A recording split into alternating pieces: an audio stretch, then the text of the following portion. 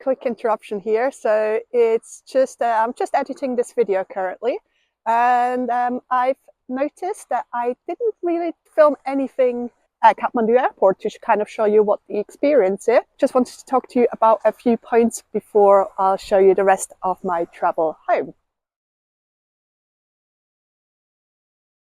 So for me, the airport transfer was included as part of my tracking package. So that was nice and easy. But yeah, basically from Tamil, where a lot of people stay, it's anywhere between a 20-minute and a 1-hour drive to the airport, extremely depending on what the traffic's doing. But yeah, so my ride was arranged for 3.5 hours before my flight. And yeah, we actually made it to the airport very quickly. Now, to get into the airport, you do need to have a valid ticket. So other people won't be able to accompany you inside the terminal building.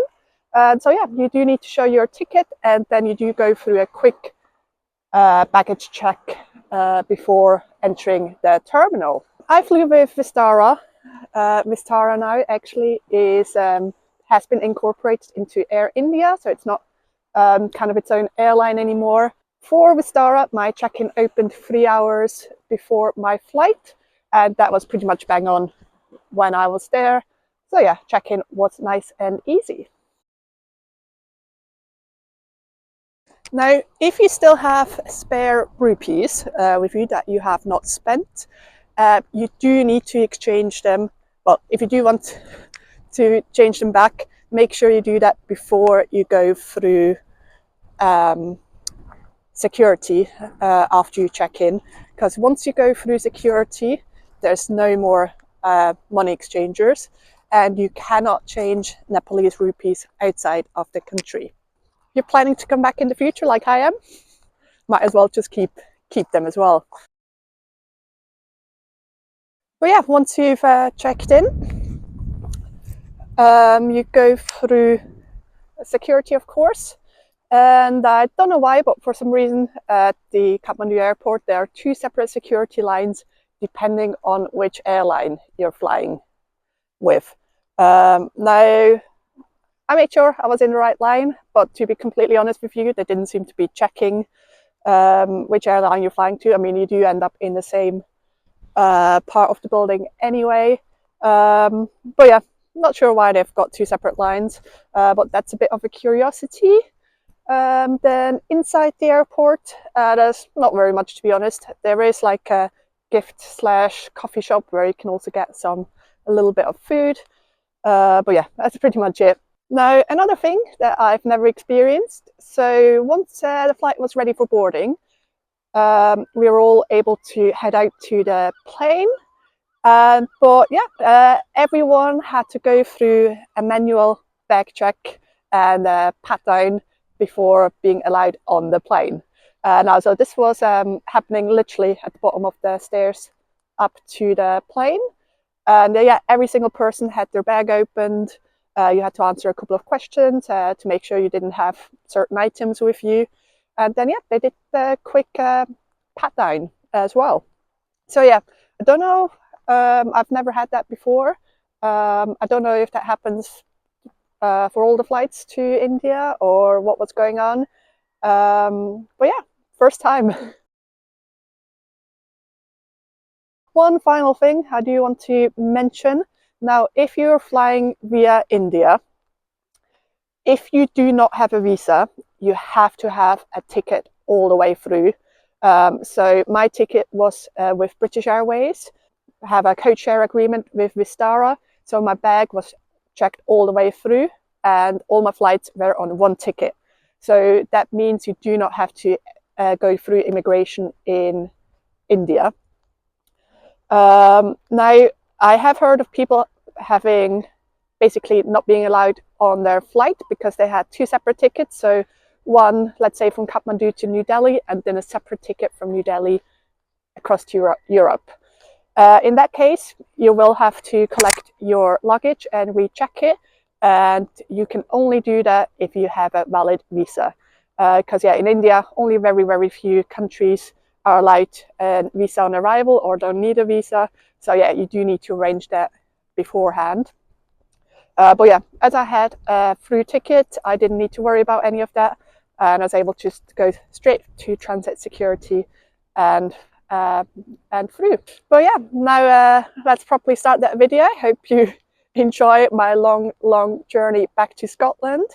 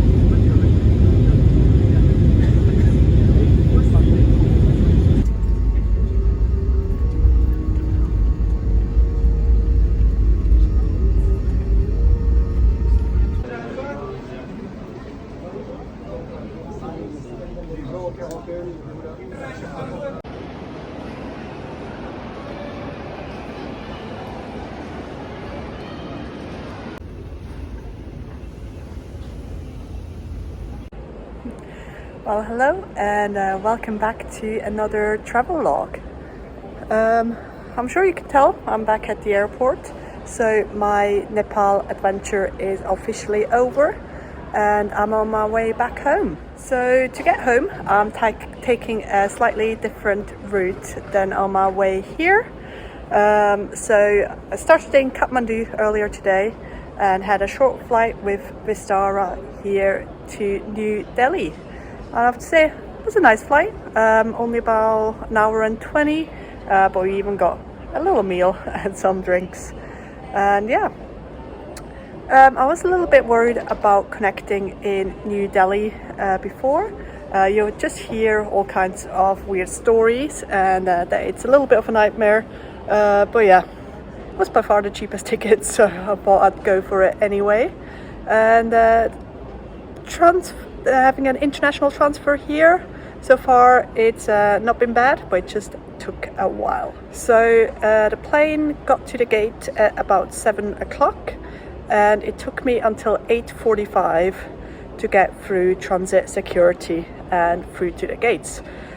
So yeah, roughly about, or just under 2 hours. My bags were fully through checked. And I already had my boarding pass, so literally didn't have to do anything but just walk through to the transit security and then wait in a queue. The queue wasn't even that long, but it just took forever. A little bit different here to what I'm used to. So for the scanners you needed to take power banks, cables, cameras, wallets, basically a lot of stuff out of your bags and put them into the trays provided. So not just your liquids and kind of big electronics like at other places, but also a ton of other stuff. So yeah, that just means that the queue does go pretty slowly. And then unfortunately for the females, additionally, so the body scanners that you walk through after you put your stuff on the belt, they have separate male and female lanes, and they had 3 male lines open and only 1 female. And yeah, I'd say it took a while, but yeah, all through now. I'm in the departures and I've got about 6 hours now until my next flight back to Heathrow. So I'm getting a little bit peckish, so I'm gonna check out the food court just to see if I can find something that I fancy. And then throughout at different gates there are some kind of more lounge chairs instead of just, you know, your usual airport chairs. So I'm gonna see if I can find an empty one and then chill a little bit more comfortably. But yeah, it would be great to get some sleep, but I'm usually not the best at sleeping when there's noise around, or if I can't like lie pretty flat, so I'm not sure how the sleeping's gonna work. But yeah, let's find some food.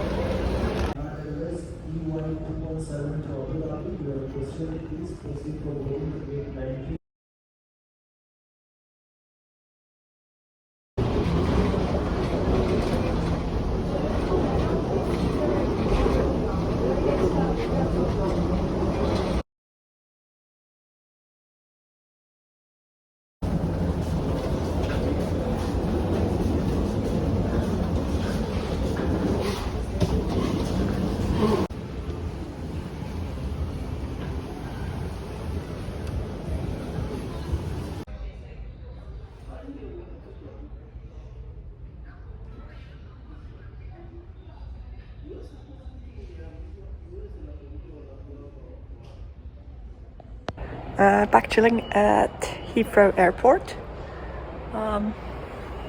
Pretty comfy. Got here, well, we landed at about 7:30. British Airways departure to Boston, flight number. So yeah, I got here at about 7:30. Took a little bit of time to get through transit security. And yeah, been chilling here ever since. The flight from Delhi was long but pretty uneventful. About 10 hours, I think. Luckily, I did manage to catch some sleep throughout. And yeah, just chilling here, the B gates. It's a pretty good space, nice comfy seats, and also lots of planes to have a look at. But yeah, flight up to Inverness is at 5:55. So yeah, at about we'll have overall roughly about 9.5 hours here. But yeah, just hanging out, watching planes.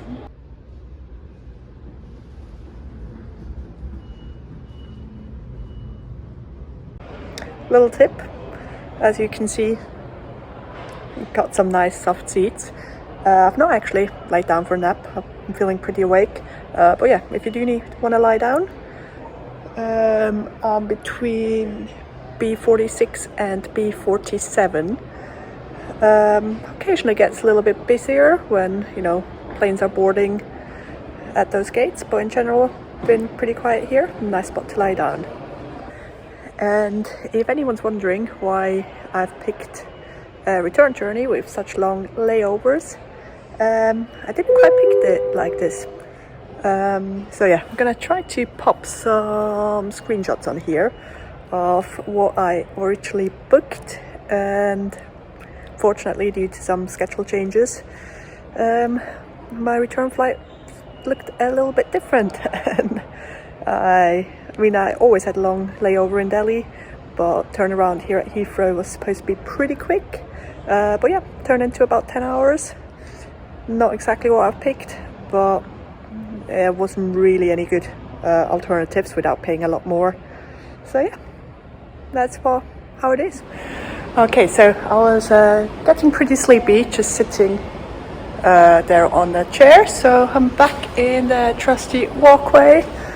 Decided to walk back to the A gates because yeah, I'm getting a little bit hungry as well, so I'm just gonna grab a sandwich or something. But yeah, two more hour-ish until boarding, so we're nearly there.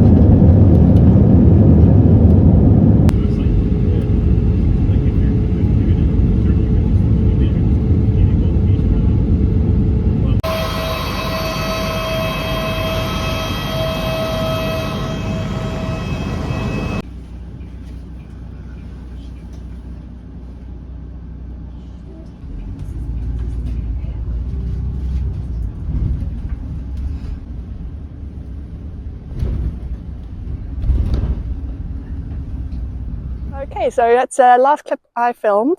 Now, that bus runs at least every hour between the airport and the city centre. I think during the day it's more frequent, but as I arrived quite in the evening, it's only once every hour.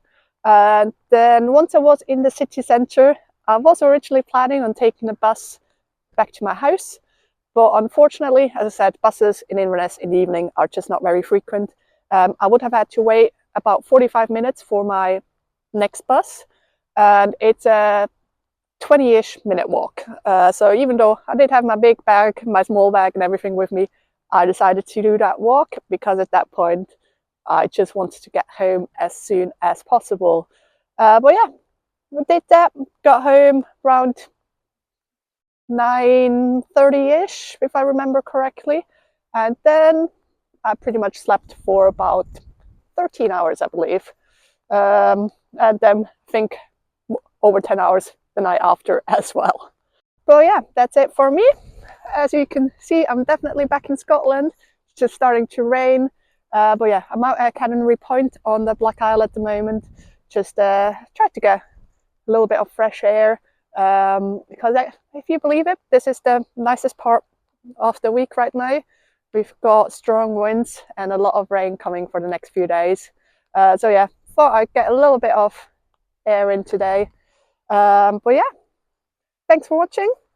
If you're still here at this point, you must enjoy my content, so please hit that subscribe button, and I'll see you next time.